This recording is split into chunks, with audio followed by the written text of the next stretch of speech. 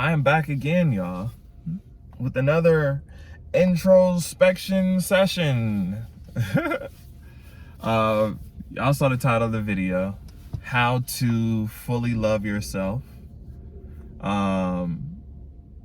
Disclaimer, I'm sure there's parts of myself that I still dislike or have been taught to dislike. And so this is something I'm working through as well. But being aware of it, I think, is the first part. I think it's the first part. So getting into it, a lot of the times, well, I'll start with this.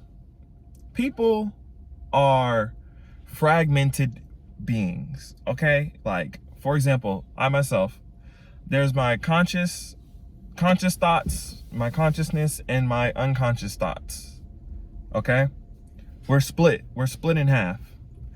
And the way that this split happens is through just like our parents conditioning us, interactions with people conditioning us.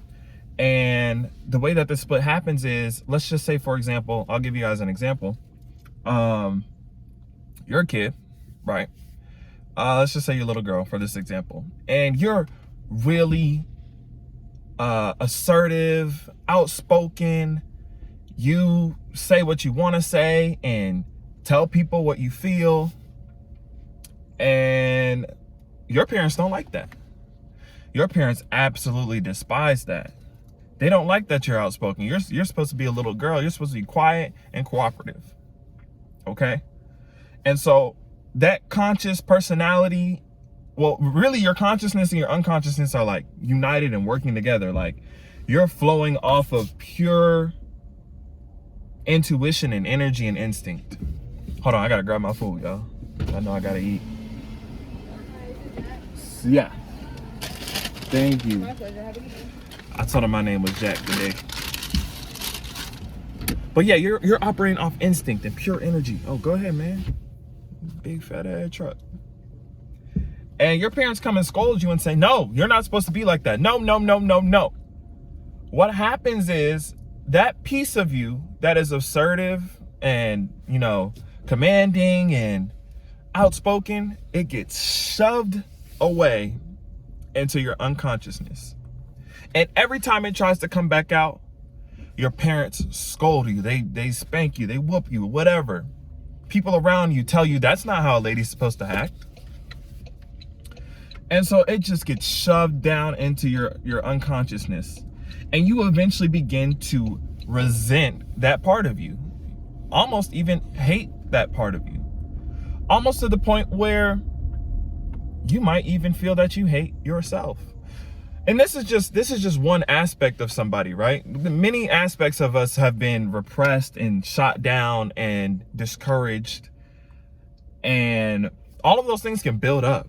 All of that stuff just builds up over time. And eventually you build up this hate for 50% of who you are. Oh, you're too emotional. Oh, you know, I don't like the type of jokes you make. Or, oh, you like physical touch too much. And then you have these unconscious wants and desires of, man, like I naturally just crave physical touch. But my parents, when I was growing up, they didn't like that. They didn't do that. All that is repressed. And now I hate the fact that I like physical touch. And I hate myself. And so going back to how to, you know, alleviate some of these things is you need to take a step back and ask yourself, truly, who are you to your core? Like, what is your resting emotional state? How do you really want to respond to situations? How did you, let's say the last time something bad happened to you, how did you really want to respond to that situation? Or let's just say the last time you had an opportunity to speak up and say something. Why? Like, let's say, for example, you're out and you see a celebrity, somebody that you really adore and respect, but something inside you just tells you, no, don't do it. Don't do it. In reality, you want to do it, but your subconscious has been beaten down and conditioned into not doing it. I don't know if that was a good example, but I got one more example. Hopefully this might hit home for somebody. I mean, people be telling me I have crazy analogies. I don't know. I think they be good. So look, it's hot in here. Oh my gosh. It's probably because I got this big sweater on, boy. Imagine your life is a store, okay? Imagine your life is a store. And in that store, there's products on the shelves. And those products on the shelves are your thoughts, your ideas, what you think about yourself, your emotions, all of these things, just all of the things that make you you. Now, as we grow up, people come into our store, right? We have interactions with other people. They're visiting our store and viewing what we have. They view all of our thoughts, ideas, emotions, and who we think we are. And they say, I don't like this on the shelf. No. You're very emotional. Take this off the shelf. Send that to the back. We don't want to see this on the shelf ever again.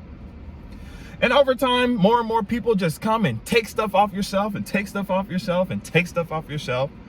So eventually you have a store that does not reflect the inventory that you want, right? You're not the person picking and choosing what to put out in your store.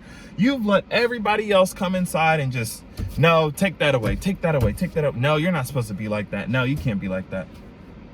And then you end up with something you don't even recognize and something you don't even like.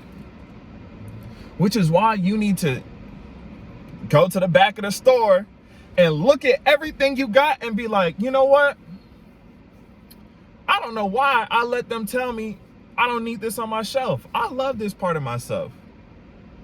I'm about to put this back out there and I'm going to reintegrate it into my store. I'm going to reintegrate these emotions into my daily interactions. I love talking to my friends. I love calling my friends, checking up on them. But society was telling me, oh, that's gay. It's gay to check up on your friends. It's gay to call your friends and see how they doing and ask them how they feeling. Oh, why are you talking? Like, stuff like that. Stuff like that is an example of society taking things off your shelf that are integral to you. And so again, once you back to the main conversation, we kind of you know how I do. So once we get back to the main conversation of how to start loving